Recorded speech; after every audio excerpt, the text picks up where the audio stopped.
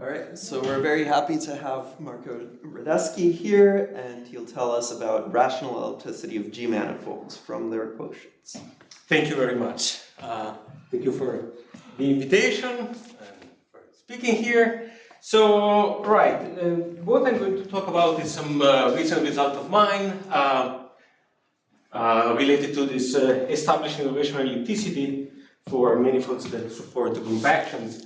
I'm of course going to define everything, and let me start. I think if you have to get anything from this talk, there's this fact that I think it's awesome and very, very little known. Now, start with the, say, compact simply connected manifold, and look at the homotopy groups. Higher homotopy groups, they are abelian groups, tensor them with Q, they're rational vector spaces, take their dimension, look at the total dimension, it is either finite or infinite. If it is finite, we call the manifold rationally elliptic, if not, it's rationally hyperbolic. Now, there is nothing surprising here, but the amazing thing is that depending on where your manifold lands, the topology properties of these manifolds are completely different. One thing, for example, says that say that instead of the manifold you take the loop space of the manifold. This is itself an infinite dimensional manifold. It has infinitely many Betti numbers. Now, in the rationally elliptic case, these Betti numbers go fairly slowly at most polynomially. If the manifold is rationally hyperbolic, these Betti numbers grow exponentially. There is nothing in between. And furthermore, in the rational elliptic case, when the sum of the rational homotopy groups is finite, it turns out that it is very finite. Namely, the number of non-zero homotopy groups is bounded uniformly by the dimension of the manifold. The dimension of each piece is bounded, so it really gets very, very bounded. On the other side, in the other case, if it is rational hyperbolic, these guys are very infinite themselves. They grow exponentially fast. So there is it's called the rational dichotomy. There is a complete dichotomy between things that are, from the point of view of rational homotopy, extremely well behaved, and others where they get wild very fast. And of course, the idea would be that you should expect very few spaces to be rationally elliptic and the general manifold to be rationally hyperbolic. And this is further kind of like, if you have evidence for this by theorems by Halper and Friedlander, for example, they show that the moment we have rationally elliptic spaces, actually then you also have a number of topological restrictions on these spaces. So they really are very finite topologically. Okay. Why am I saying this? Well, because this concept of a rationally elliptic space is very important in geometry, and even though I will be pretty much not talking about curvature in my results, still this notion of rational ellipticity is related to the study of spaces with positive and non-negative sectional curvature. Let me just very quickly remind you that if we look at complete manifolds with positive curvature, on one hand, we kind of know enough stuff from important theorems that tell us that essentially, in order to understand the spaces, it is in a way we can reduce ourselves to the case of studying compact and simply connected spaces in some sense. However, once we are here and we hope to understand the structure of these compact simply connected spaces with the positive sectional curvature, we do have some theorem of Gromov that says that, then the sum of the Betti numbers is bounded by some number that is explicit but huge and often impractical in many cases. What does it mean practical? Yes. Okay, far from sharp. Far from sharp. or from what is conjectured to be sharp. And pretty much nothing else. So there is really not much known in terms of the structure of these spaces. On the other hand, so you hope to have some examples, but in dimensions higher than 24, you have spheres, projective spaces, and that's it. So there is a huge gap between the things we know have sectional curvature and the things we can prove that do not have positive sectional curvature. And in this gap, there is a lot of space for conjectures, and the idea of these conjectures is that having positive sectional curvature should imply somehow that the space has simple topology. And the most far-reaching conjecture in this direction is the Bode-Grove-Halperin conjecture that essentially says that if you have positive curvature, even non-negative sectional curvature, then the manifold is rationally elliptic. So it's one of those extremely spatial manifolds from the topological point of view. And this conjecture actually would have a number of very important corollaries. It would provide, for example, a much better bound for the sum of the Betti numbers that would be sharp. It would provide something that is very, very close to the Hopf conjecture and a number of other important information. So the point is, what I'm trying to sell you right now is this Bode-Grove-Halperin conjecture and how central it would be to understand that manifolds with positive curvature are rationally elliptic. And in fact, in general, because being rationally elliptic gives so much restrictions about the topology, in general, there are situations in which it is desirable to understand in general what geometric information give a rational ellipticity. Okay? And so far, this rational ellipticity has proved under two assumptions. Either some dynamic assumptions or symmetry assumptions. I'm going to cover all of them. The first one, yes? So a weaker statement would be to, instead of non-negative sectional, to assume positive sectional. Would it be? So at the moment, it feels simpler because you're asking more. But there is no way to There is no way to distinguish the two at the moment. So I mean, it feels just as hard. As a matter of fact, you could even ask almost non-negative curvature. So, like instead of having one matrix, you have a sequence of matrices with curvature that gets closer and closer to zero from below. The dynamic assumption that was used that was proved to imply rational ellipticity is a notion called topological entropy. So I'm going to lie a little bit about what topological entropy is because the actual definition is complicated, but I'm hoping to give you a sense of what it is. So topological entropy is a quantity associated to a Riemannian manifold that somehow tells how dynamically complex the geodesic flow is. So the idea, again, if you actually know the definition, please forgive me for lying a bit. But the idea is the following. You have a geodesic flow, you know that there is a smooth dependence, right? The geodesic flow is just ODE, there is smooth dependence on initial values, which means that if you let the flow run for a little bit, and you start from 2 points, the end points after time t will lie at a distance comparable with the initial distance of the 2 points, but the constant that appears there gets progressively worse as time goes on. Usually it gets exponentially bad. And the idea roughly of what the topological entropy is that value h that appears in the exponent. Okay, so in some sense, the topological entropy is something that recovers that in the exponential setting. Okay, so this being said, what is the condition that implies topological that implies rational ellipticity? Well, there is this theorem of pattern and Pétion that says that if you have a manifold with zero topological entropy, that M is a rational elliptic.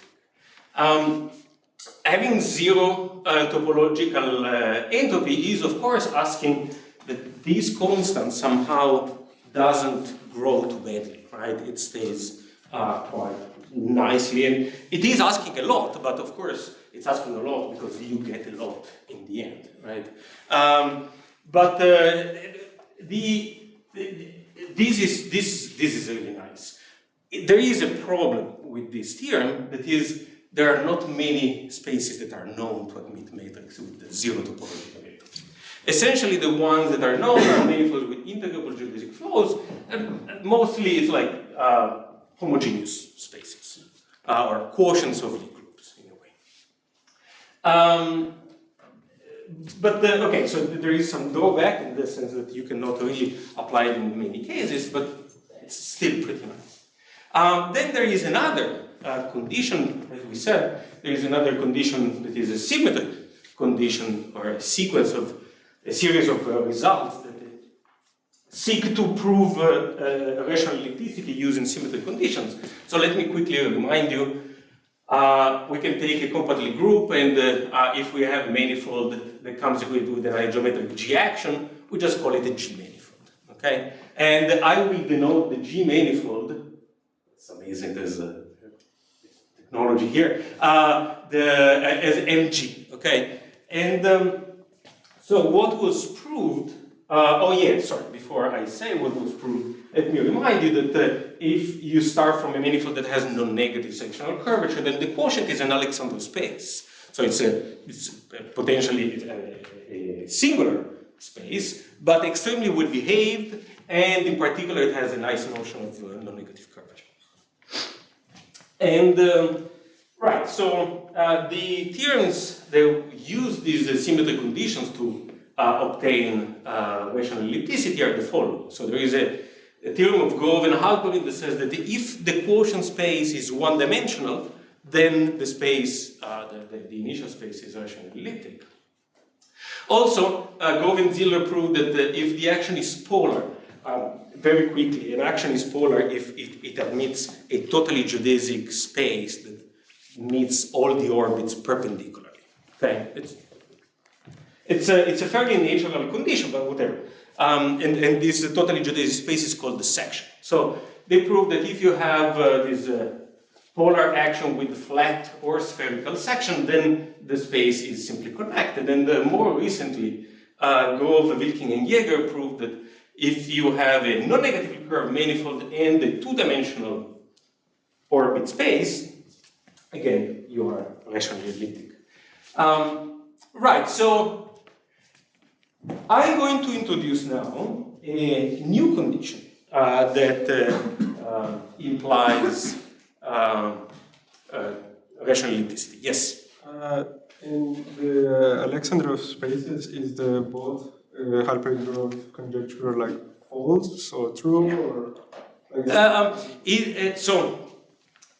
if you remember, I gave at the beginning a series of conditions that fall from being rationally elliptic, a bunch of stuff follows. That is not true anymore. I mean, like, there is something. So it becomes unclear what. So in general, no. In general, it is false. It is false. You have like you can get suspensions of CPN or something like this. I believe those are, well, they are Alexander spaces, but they are not rationally elliptical anymore. Things like this. Anyway, so what I'm going to talk about now is a new condition that implies a rational ellipticity. And at the beginning is not going to sound very natural, but I hopefully I'm going to show you it makes sense. Let me introduce this notion of orbit equivalence. So we take two manifolds, each equipped with its own action. We say that these two manifolds are orbit equivalent if the two quotient spaces that, remember, they are matrix spaces. So if these two matrix spaces are isometric, then the two spaces we started with are called orbit equivalent. Okay, and I'm going to denote it with a squiggly line. So here is our theorem. Take your compact simply connected manifold. If this manifold is, this should be the same as that. If our space is orbit equivalent to another one that has zero topological entropy, then the initial one is a rational elliptic. Okay. Now again, it sounds weird, but let me tell you a little bit about this. So the first thing is this theorem implies all the previous ones that I had stated before. In the following sense, for example, if you start with the manifold whose action, with an action that is cohomogeneity 1, so the quotient is one-dimensional, it turns out that if the manifold is simply connected, this quotient is just an interval. Or you can even think of it as the quotient of S1 by a Z2 action. Okay?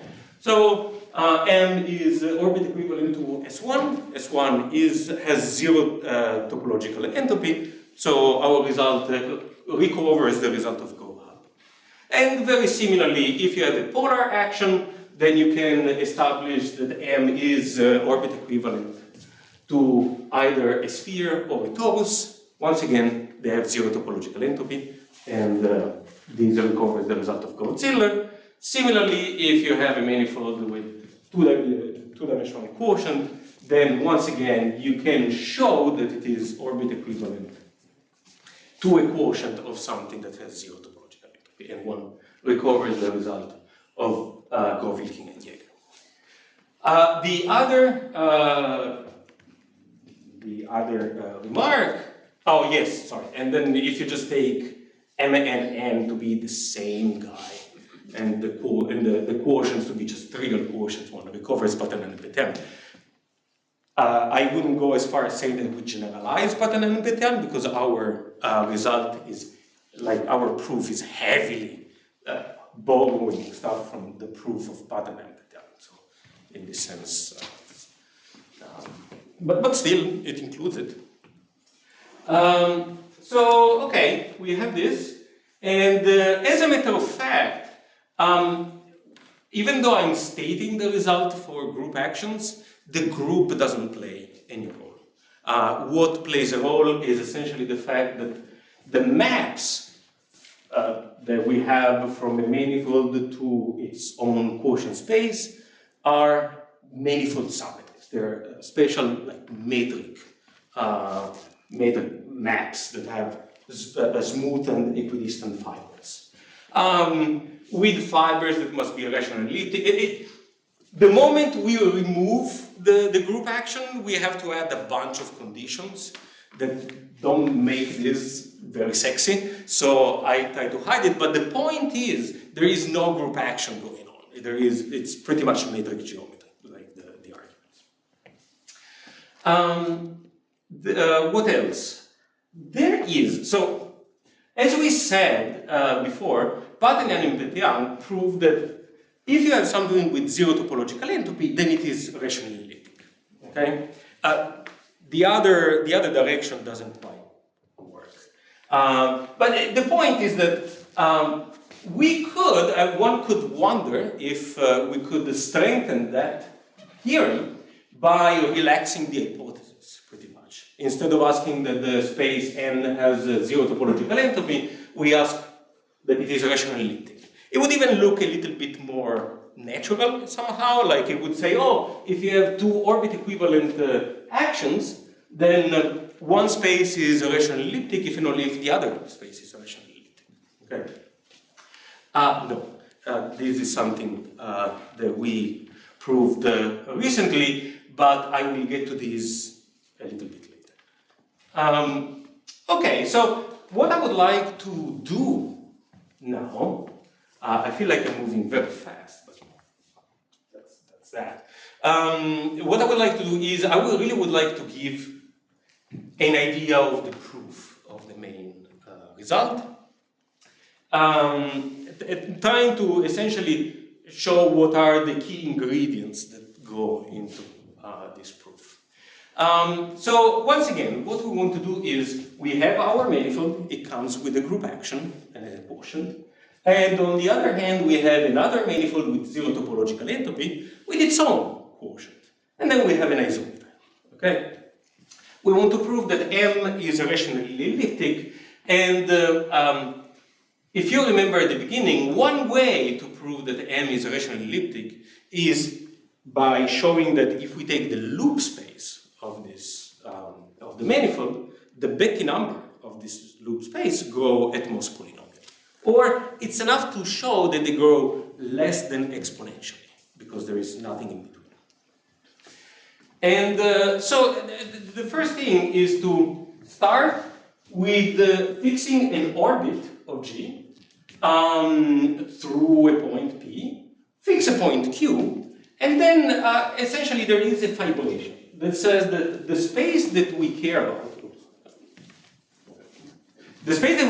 is the loop space for which we want to control the Betti numbers, is sandwiched between two other loop spaces. This is just the space of loops inside of the orbit, and this is the space of loops from the orbit to the fixed point. And we already know that the G orbits are rationally elliptic. We already know that this space here has Betti numbers that grow polynomially. So if we could show that this space has Betti numbers that grow less than exponentially, some standard techniques would tell us that also this Betti numbers go less than exponentially, and we will be done. So this is what we want to do. We want to control these Betti numbers here.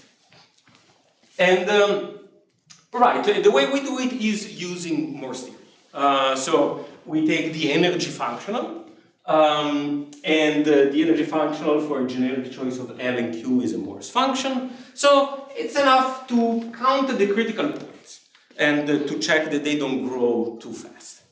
And it turns out that the critical points are called horizontal geodesics. So geodesics that start from the point Q and land on the orbit perpendicularly. Okay? And it turns out that these geodesics stay perpendicular to all orbits along the way. Not only that, but it turns out that these horizontal geodesics, so they're geodesics in M, they project down to spatial curves that are called quotient geodesics.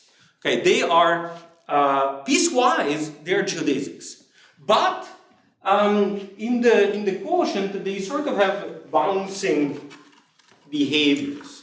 Okay, so in the quotient we have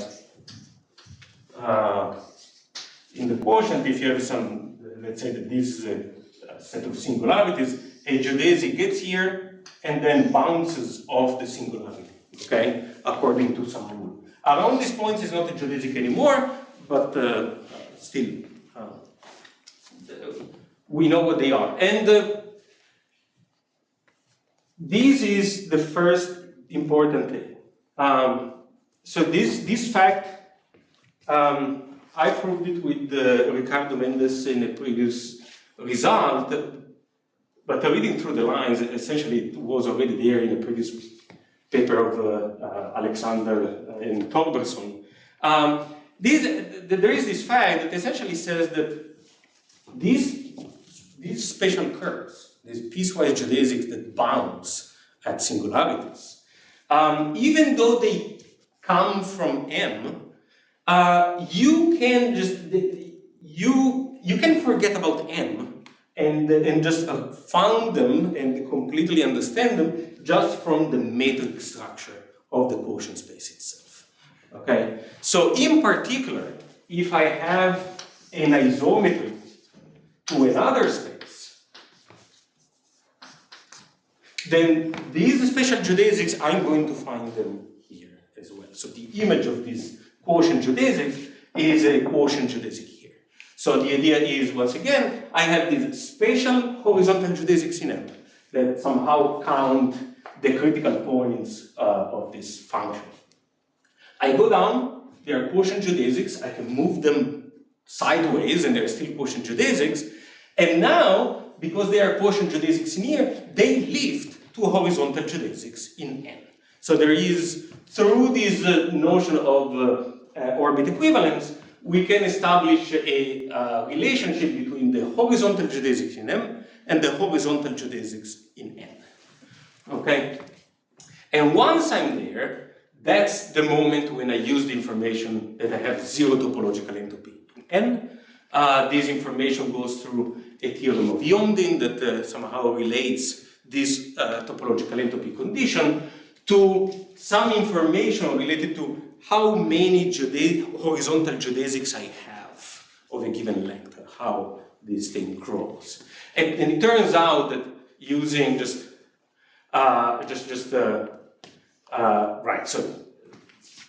using just a little bit more than what Gromov already proved, I can relate this condition about this number of geodesics to information about the Bethe numbers of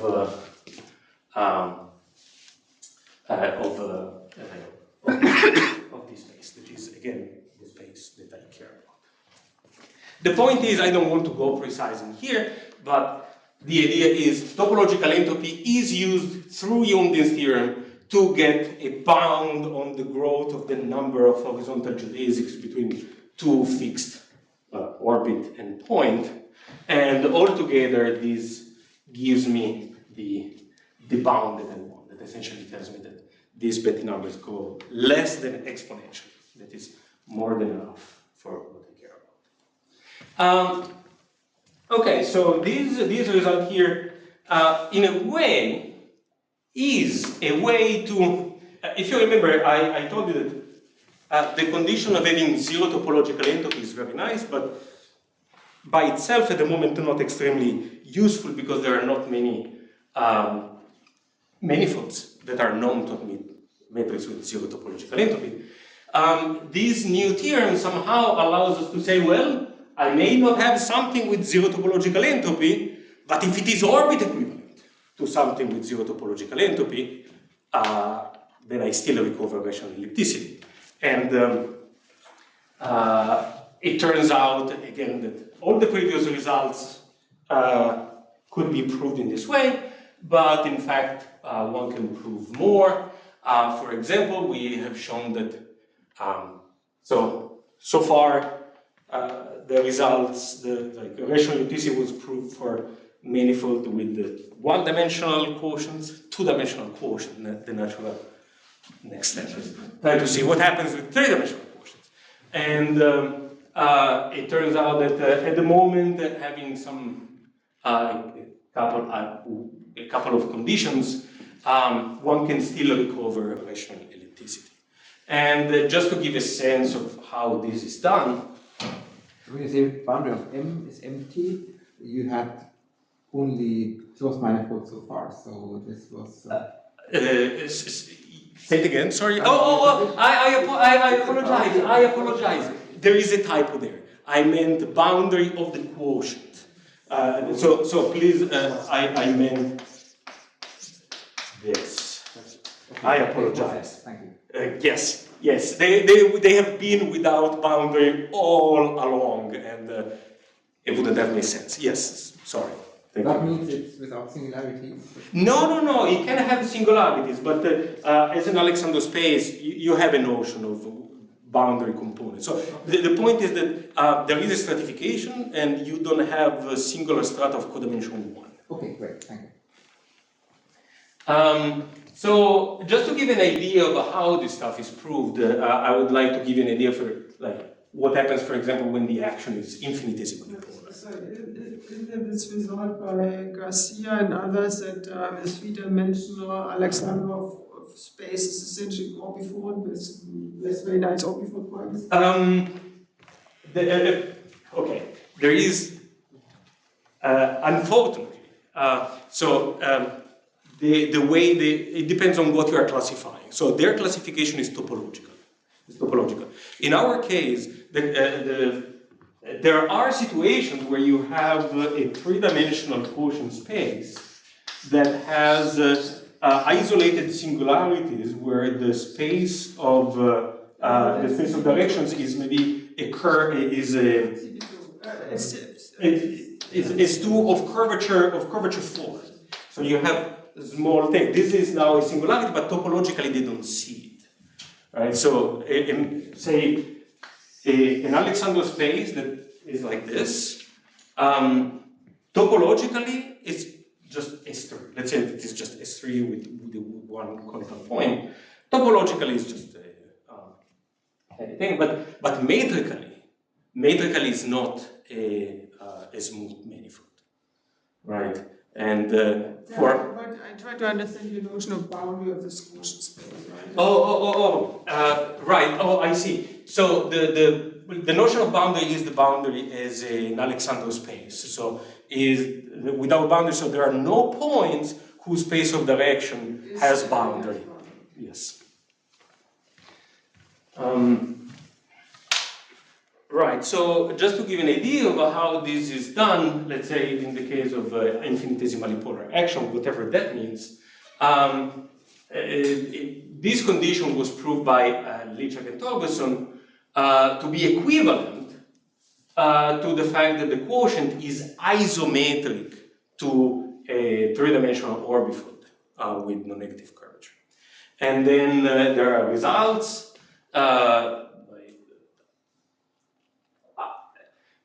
Here I found this inclined a lot, but people have told me, oh, this classification of non-negatively curved orbifold might exist even before them. I haven't found it. But anyway, the point is that there is a classification of three-dimensional orbifold with boundary, and once again, you can recover all of them as quotients of a manifold with zero topological entropy divided by some group action.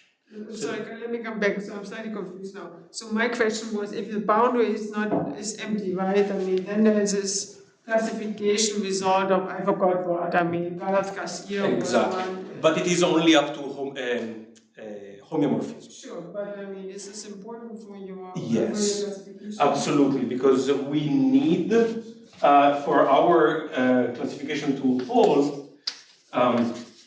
Right. So.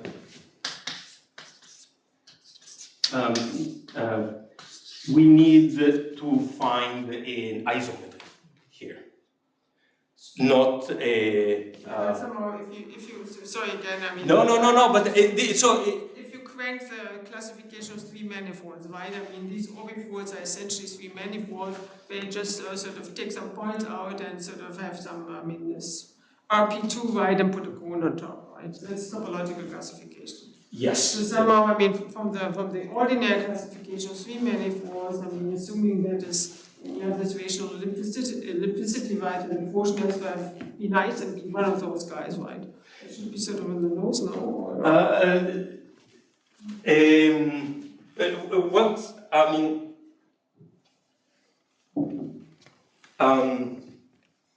Oh, you're saying like I don't need the full power of Klein and Lott, but just a normal classification. yeah, just a normal. I mean, maybe I don't see. I'm confused is about what came first, the egg or the hen or the egg, right? Yeah. I mean, like they came first. Maybe I'm just not seeing that it is as easy. Right. Just got hung up on this. Yeah, they proved it using a Ricci flow. So maybe there is just something you are hiding under the carpet, so which makes it more ironic. So what you are not saying is that you are requiring in your theorem so that the two guys are isometric. Now you're using here that they are diffeomorphic. Now what you would need is that you can change the metric on the right. This is yes. It becomes such that it becomes right. There is to move this metric to the left. Exactly. And if it was not smooth, then you have no chance. Yeah, here. Right. I mean, like there is a little bit here. Right. So these guys come with. I mean, like here we're talking about isometry, right? So these guys, like the quotients of these guys, come with their own metric. Here, this classification that you're mentioning is up to your homeomorphism. Now the chance is okay, but at this point, we don't care about the metric we used to have here. But we can choose another one, and if we choose another one, we get another metric here.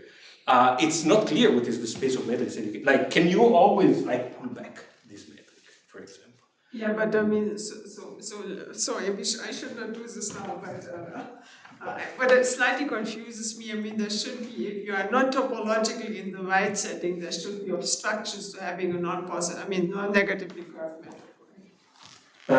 Yes. Regardless whether it's sort of smooth or not, because you have invariant of the manifold, these manifolds are super well understood, they have a decomposition and stuff, right? Right. And so, I mean, if you are not in the setting, you are essentially just a K by 1, right?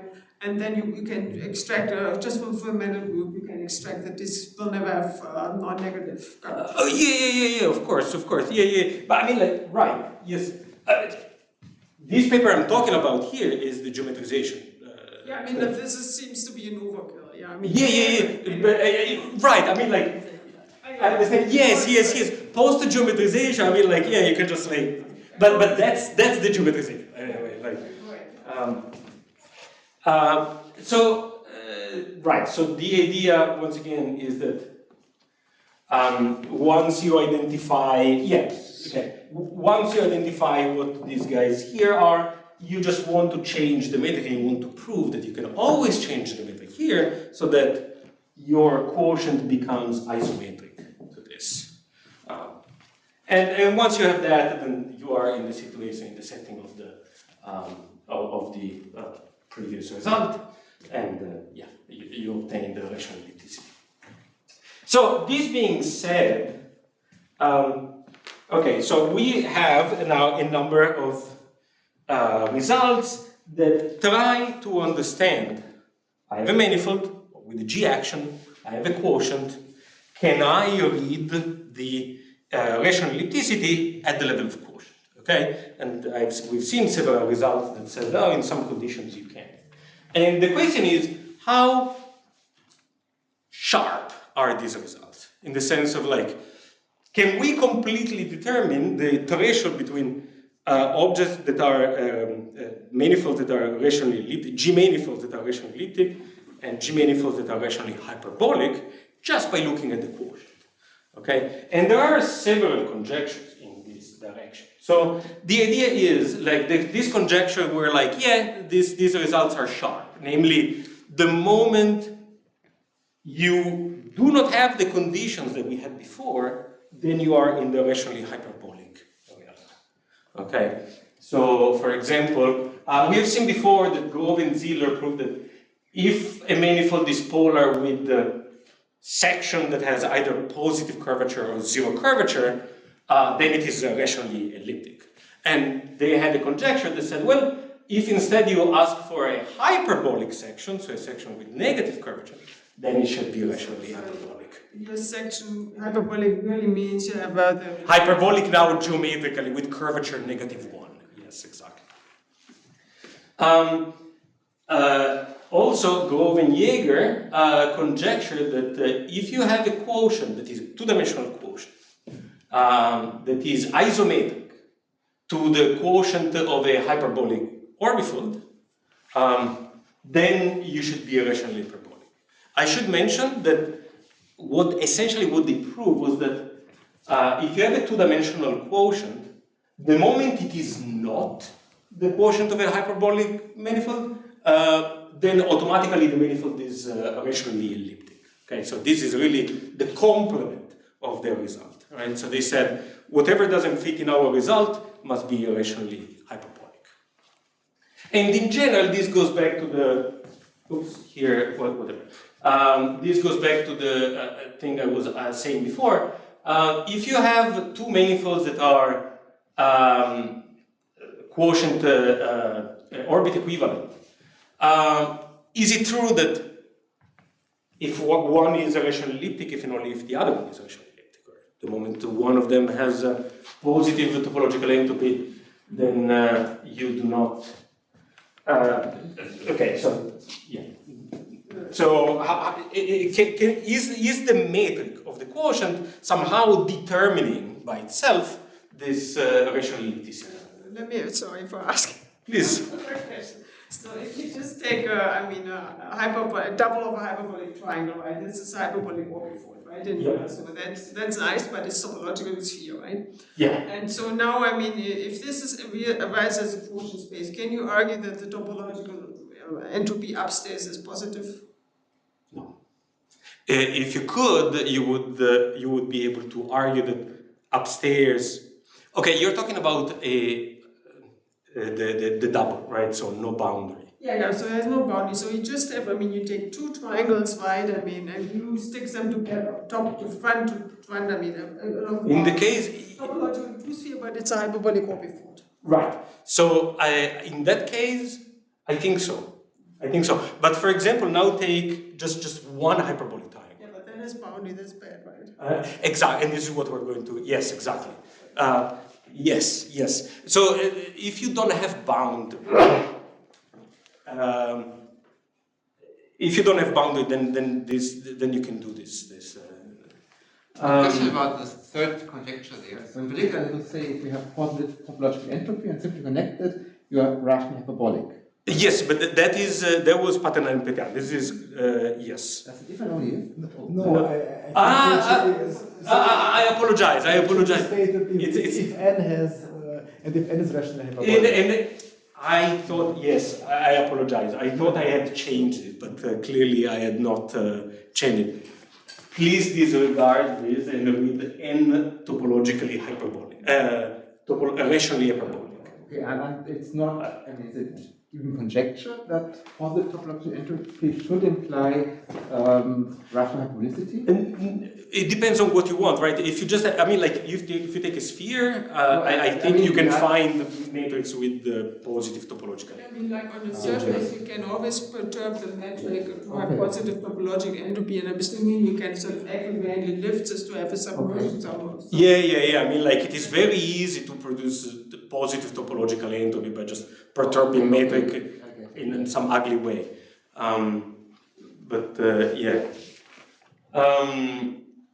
Right, so it turns out that these conjectures, however, do hold if the groups are abelian.